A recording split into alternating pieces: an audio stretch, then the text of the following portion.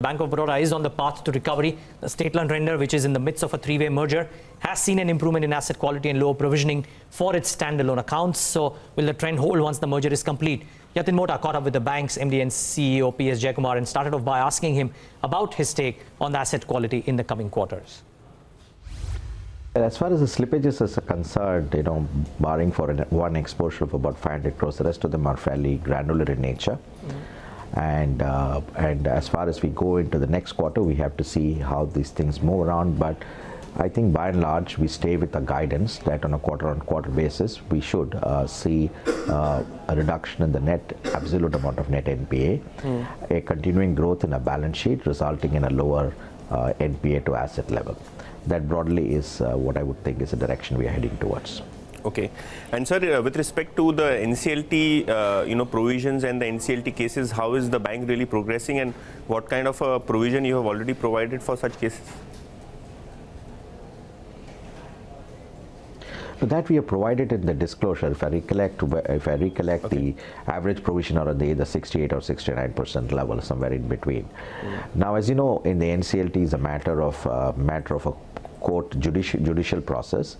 The overall view that is emerging is that in this quarter as well as the next quarter and subsequently we should see acceleration in the settlement as some of the legal issues are getting much more clearly defined. are getting resolved. We are not, for most part, in a very predominant way, we are not leaders in any one of these consortium. As a result of which, we are not.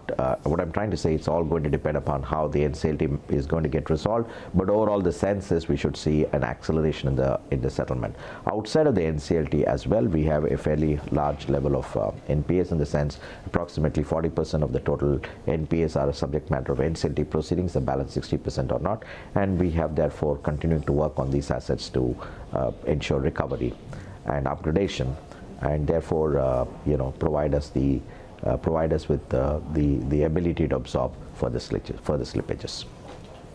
Okay, good to know that, sir. And there is a lot of speculation and a lot of volatility in the NBFC space. If you could tell us, what is the exposure for Bank of Baroda with respect to the overall NBFC sector, and more importantly, if you could disclose as to what is the exposure for Bank of Baroda with respect to IL&FS Group. Yeah, I'll answer both of them. As far as the first item is concerned, our exposure to our lending to NBFCs, they are, as a matter of fact, fully disclosed in our financial results. The total exposure as of the end of last quarter was 72,000 crores. Viewed over the earlier quarter, the numbers are more or less stable, with the exception of the fact that we have extended further additional credit to some of the public sector-owned non-bank finance companies. Now, view is based on the repayment history we have, together with additional data that we have secured for ourselves as a part of a continuous monitoring process. We do not at this point of time see any risk to these portfolios. They are all lent to companies with high credit rating. They're carefully structured, they're granular risk, and therefore on the balance we are comfortable with respect to the non-bank finance company exposure. Coming to the exposure with IL&FS is concerned, we have 15%, our exposure of approximately 15% is to the NBFC companies and to the ITNL holding company. The balance 85% is with respect to SPVs. CODs in all but one project in Middle East have been accomplished. We don't see any risk in the completion of the remaining project. Cash flows are being received. The accounts are all fully performing, and most of them are good quality assets, as a consequence of which we feel the downside risk with respect to the SPVs are very limited. And so overall, that's really the position.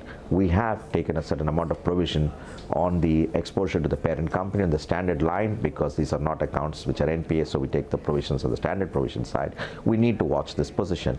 But at the end of the day, we deal with the total portfolio of NPAs we have got, and we deal with the total book of loans we have got.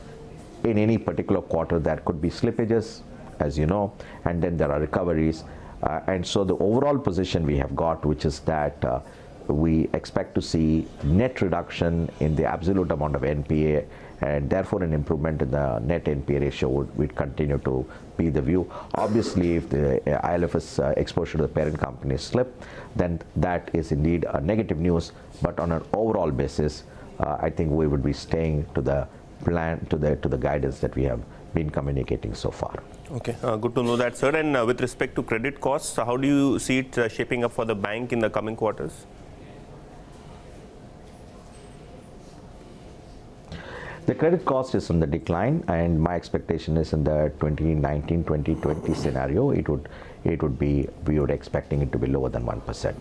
Okay, and sir, one final question on the merger with other PSU banks. In terms of timeline, have you heard anything further from the finance ministry or the government? And also, before the merger, do you expect some capital infusion in these entities, including yours? No, as you know, the merger process follows a certain course because of the way the law is, on account of the way the merger process under the regulations get placed.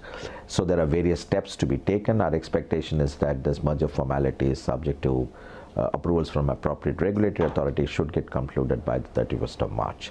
But we are at the very early stage of the merger process, and therefore, besides this, I do not have any additional information to share.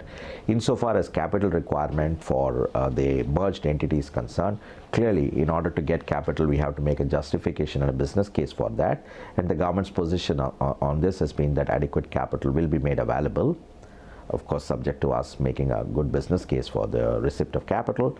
And that's been the consistent position the government has been articulating from time to time.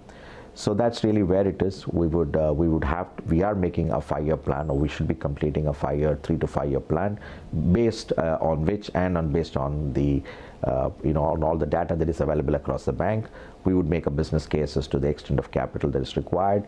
We've obviously indicated a broad range of where the capital projection is likely to be, and whatever discussions we have, the position of the government has been that since the entire objective of the merger is to create a stronger and a much more, which is better than the sum of the parts, capital would be available in natural course. That's really where it is at this point of time. There's nothing more specific again I have to share with you at this stage, because this is still a work in progress.